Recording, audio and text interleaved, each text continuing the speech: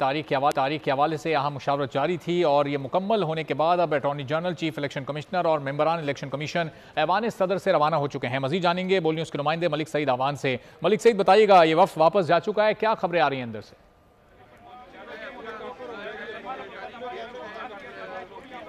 मलिक सईद, आपको आवाज़ आ रही है तो बताइएगा, वफ्द ये जा चुका है, अंदर मुशावरत मुकम्मल हो चुकी है, क्या खबरें आई हैं अंदर से? जी बिल्कुल, ऐवान सदर में जो मुलाकात थी चीफ इलेक्शन के दरमियान मशावरती अजलास जो चल रहा था वो ख़त्म हो गया और जो चीफ इलेक्शन कमिश्नर है वो अपने वफ्द के हमरा जो है अभी वापस गए। ज़राए के मुताबिक जो है चीफ इलेक्शन कमिश्नर की जानिब से जो है वो सदर ममलकत को एतमाद मिली और उनको ब्रीफ किया कि आइंदा आम इंतखाबात के हवाले से जो है 3 तारीख मुजवज़ा तारीख है जो है उन पर ब्रीफ किया। इसके अलावा चीफ इलेक्शन कमिश्नर ने सदर ममलकत से जो है वो हल्का बंदियों पर पेशरफ्त के हवाले से भी आगाह किया। हल्का बंदियों से मतलब आगाह करते हुए सदर ममलकत को बताया गया कि 28 फरवरी को जो 28 सितंबर को जो है वो फहरिस्त जारी कर दी जाएगी, जिसके बाद हल्का बंदियों पर 1324 से ज़ायद एतराज़ात दायर किए गए थे। हल्का बंदियों का अमल जो है 30 नवंबर तक जो है वो मुकम्मल हो जाएगा।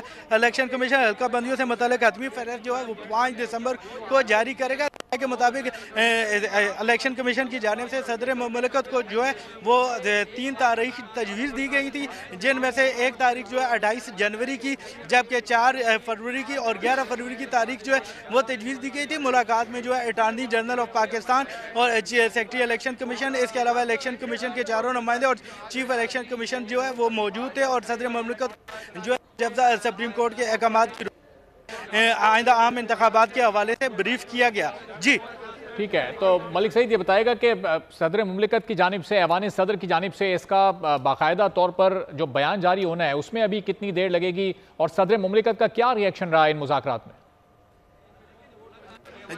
जी बिल्कुल, ऐवान सदर की जानिब से एक बयान जारी किए जाने का भी अमकान है, ताहम अभी तक जो है वो ऐवान सदर की जानिब से कोई आगाह नहीं किया गया कि कितनी देर तक बयान जारी किया जाएगा या नहीं किया जाएगा।